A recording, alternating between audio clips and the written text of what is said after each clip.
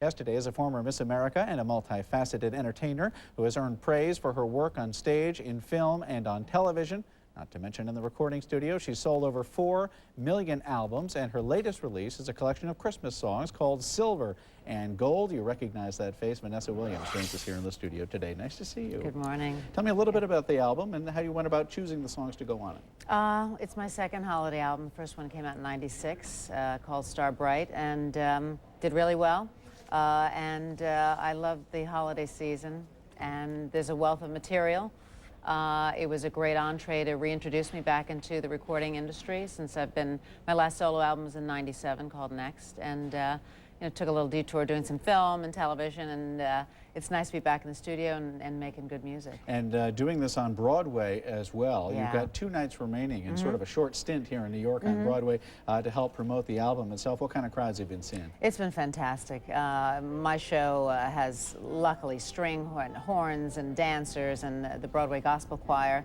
And it's a night of, I do my hits, of course, Save the Best for Last and Colors of the Wind, but also some great Christmas stuff. And my kids actually performed on the first night. I sing to kids, and I dragged them out, and actually my daughter said her line on cue, so I was very, very happy about that. But we have, footage of past Christmases of mine, me and my brother growing up, and footage of my kids, and tender moments. Christmas isn't happy, and there's some pretty emotional things that happen on stage. So I think the audience is absolutely loving it and is very moved. Is this daughter Sasha hitting her line on time? She's what, 4 years old? She's 4, yeah. And would you encourage her to get into this line of work? It can Would I encourage her? No. Yeah. But out of all 4 kids, she's probably the one that I think could handle it, because it's a tough business. A lot of rejection, but I think she's got the stuff. But you're all over the place in so many different arenas of the entertainment universe. What area do you find the most satisfying?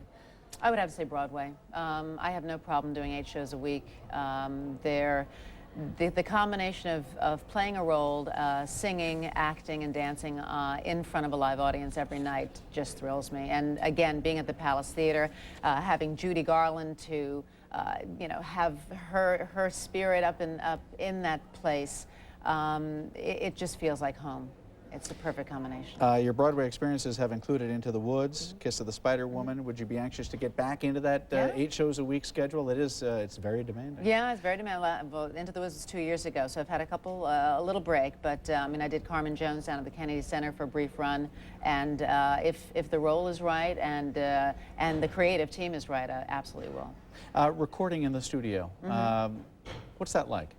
It's great. I get a chance to work with Rob Mathis on these last 2 projects. I've got the Love Songs album called Everlasting Love coming out in February.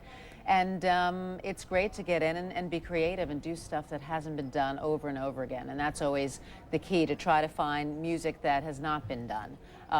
For instance, there's one song called Christmas Is, which is an old Lou Rawls song that I've never heard anyone do. We do Peggy Lee's Winter Weather, which is not done a lot also. And then also, great spirituals that we get at Rise Up, Shepherd, and Follow, which aren't done over and over again. And then the stuff that we're coming out in February with, which is 70s love songs, which is back to when I was growing up, and the stuff that was important to me, like Shaka Khan and the Isley Brothers and Brothers Johnson, Jackson 5. Getting a chance to pay homage to the stuff that I was listening to, and Roberta Flack. My mother used to play her all the time.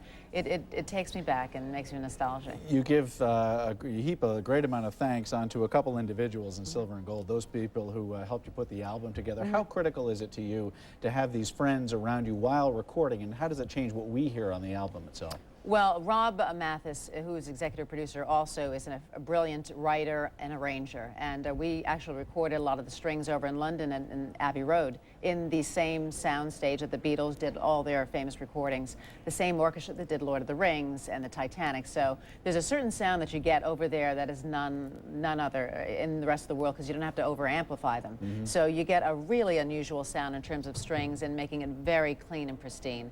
Rob is also Mr. Christmas. His wealth of knowledge in terms of the holiday is amazing, and he has his own Christmas concert that he does yearly too.